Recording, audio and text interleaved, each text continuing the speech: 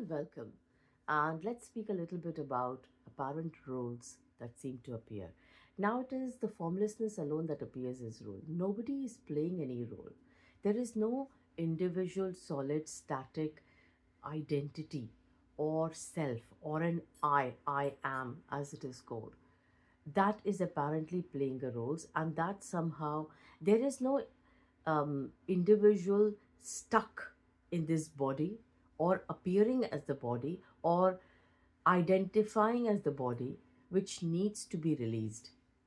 It's not that there is an individual solid static I which needs to be released or die or apparently gain something or needs to lose the ego or it needs to completely disappear or die and then or it needs to gain something. There is no I that can be lost or solid or static I, or no I that can has to gain something or has to find enlightenment or liberation. All that is appearing is this music, is this formlessness forming. There is no me here as a solid entity that needs to find release. And this me is like there it appears.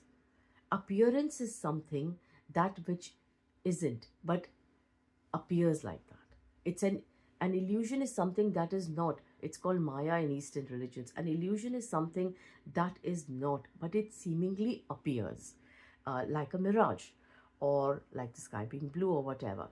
And these are appearances or the sun rising and setting, but they are not there. I want to even say there because there and here then imply place and space and time.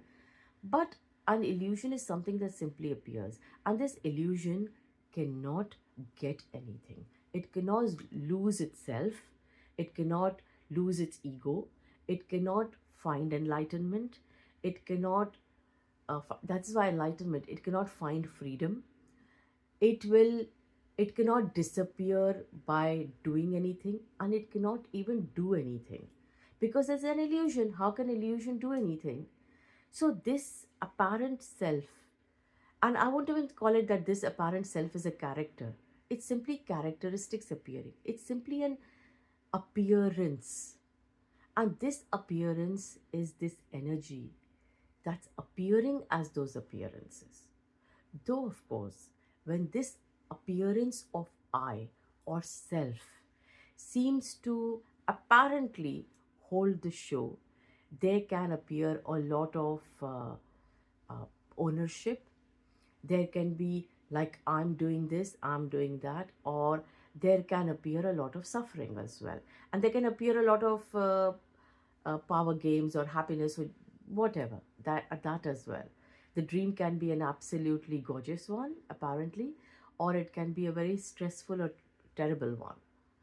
Whatever seems to appear, the suffering is because when the seeming self seems to own that it belongs to me. So there could be pain, there could be apparently stressful, apparently. What's happening could appear as terrible, something terrible, or it could appear something as great. But the ownership of the me, that it's me who's suffering, it's me who's in pain, it's me who's so successful and powerful, this that ownership may or may not bring suffering. It's not that every time this I won't even say time, but yeah, it's not that apparently every person tends to feel this kind of suffering. uh, Apparently in the dream of duality, many people are extremely happy. I won't say many people, but yes, there can appear cases where it's perfectly all right to be, where the dream of duality is there. But there can be apparently sensitivity to what is appearing. There can be, oh, this is suffering, and I want to get released from the suffering. They can that can appear, and that's where this message of non-duality, apparent, I would say message, the song of non-duality seems to be very appealing. But nobody is doing that. Nobody is the one that is lost in the dream of duality. Nobody is suffering this dream of duality. Nobody's enjoying the deep dream of duality. Nobody's wanting release from this dream of duality. And this apparent dream of duality is simply a play that's appearing. It's formlessness appearing as that form. And even this individuality or apparent I or me or self is simply an illusory play of formlessness. And why it is so, that cannot be known. And this ineffable isness is whether the apparent dream is being played out, or I could say, or appearing, played out, no, appearing. If the dream is appearing, or whether the dream is not appearing. And there is just this isness. So, be it, and of course, the sense of self doesn't seem to appear, I won't say all the time, but doesn't seem to appear. There are apparent moments where the sense of self doesn't appear, like in deep sleep. And so, whatever is appearing, whether it is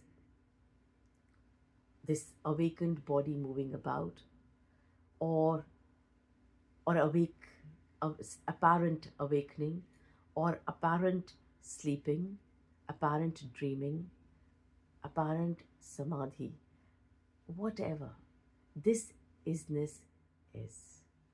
And this isness cannot be defined, it cannot be spoken of. It simply is. It's this, it's just this. It's like, you could say, the sky. Like the sky. I'm not saying it is the sky. It's like the sky. It simply is. Whatever appears, it just is. Undefinable, untouched, ineffable, indescribable. It simply is. This isness cannot be spoken of.